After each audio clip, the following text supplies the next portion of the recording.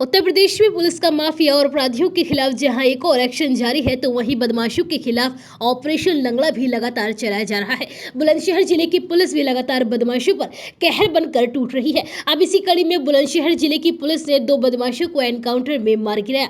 दोनों बदमाशों ने 3 नवंबर 2022 को दिन दहाड़े ज्वेलरी शॉप के मालिक को गोली मारकर लूटपाट की थी और ठीक 2 महीने बाद यानी 3 जनवरी को दोनों बदमाशों को अलग अलग जगह पुलिस ने एनकाउंटर में ढेर कर दिया। बदमाशों की शिनाख्त आशीष और अब्दुल के तौर पर हुई है और दोनों बदमाशों पर 50,000 का इनाम भी घोषित कर रखा था। इस बारे में बुलंदशहर के एसएसपी श्लोक कुमार ने बताया कि सोमवार मंगलवार की रात जिले में 2 एनकाउंटर हुए। पहला नगर कोतवाली और दूसरा पहासू कस्बा में। फायरिंग में गोली लगने से 2 बदमाश घायल हुए। इलाज के दौरान दोनों की मौत हो गई। वहीं 2 पुलिसकर्मी भी घायल हैं। मरने वाले बदमाश आशीष अहमदपुर गांव का और अब्दुल भटवारा का रहने वाला था। वहीं आशीष के परिजनों ने एनकाउंटर पर भी सवाल उठाए हैं। इन दोनों बदमाशों ने सर्राफा की दुकान में घुसकर लूट की थी। वारदात के दौरान सर्राफा कारोबारी को गोली मार दी थी। हालांकि अब कारोबारी की हालत ठीक है। गोली मारने के बाद बदमाश 11 लाख रुपए की ज्वेलरी और कैश लूट कर भाग गए थे। दुकान में लगे सीसीटीवी में ये पूरी घटना कैद हुई थी और इसमें दोनों बदमाशों के चेहरे भी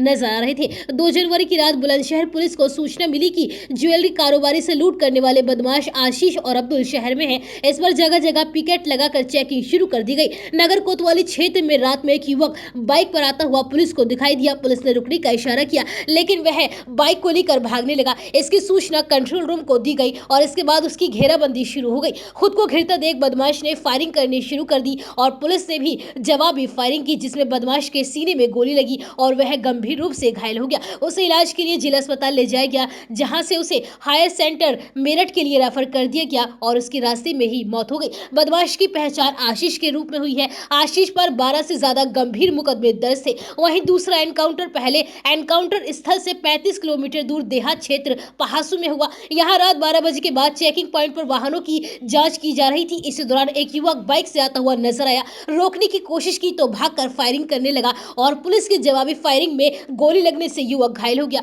उसे जिला अस्पताल बुलंदशहर लाया गया, जहां से उसे हायर सेंटर मेरठ के लिए रेफर कर दिया गया और रास्ते में उसकी भी मौत हो गई। और इस बदमाश की पहचान अब्दुल निवासी भटवारा गांव के रूप में हुई है। दोनों इनामी लुटेरों को पुलिस ने मुठभेड़ के दौरान ढेर तो कर दिया, लेकिन मुठभेड़ के दौरान 2 सिपाही और एक दरोगा को भी गोली लगने से वह घायल हो गए, जबकि कोतवाली नगर के 2 निरीक्षक बाल बाल बच गए। बदमाश की गोली निरीक्षकों की बुलेट प्रूफ जैकेट में जा लगी थी। वहीं बदमाश आशीष के परिजनों ने अब एनकाउंटर पर सवाल खड़े करते हुए इसे फर्जी बताया है। परिजनों ने पुलिस पर अधिकारियों पर उसकी हत्या करने का आरोप लगाया है। मृतक आशीष के पिता ने बताया कि पुलिस ने किसी मुठभेड़ में नहीं, बल्कि उसके बेटे को सोची समझी साजिश के तहत मारा है। वहीं एसएसपी श्लोक कुमार ने इन बातों को भ्रामक बताते हुए पूरी कार्यवाही को कानून के दायरे में बताया है। पुलिस ने 2 लुटेरों को मार गिराया है। ये किस मामले में वांछित चल रहे थे और किस तरह का इनका आपराधिक रिकॉर्ड है?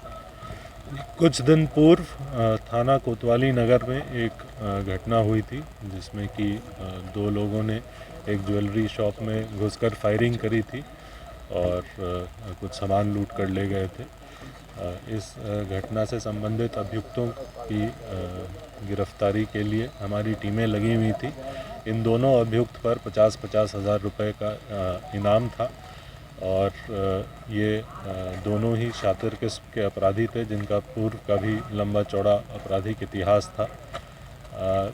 थाना कोतवाली नगर क्षेत्र में कल देर रात्रि एक मुठभेड़ हुई, जिसमें कि आशीष नाम का एक व्यक्ति घायल हुआ था और उसे उपचार के लिए भर्ती कराया गया और उपचार के दौरान बाद में फिर उसकी मृत्यु हो गई।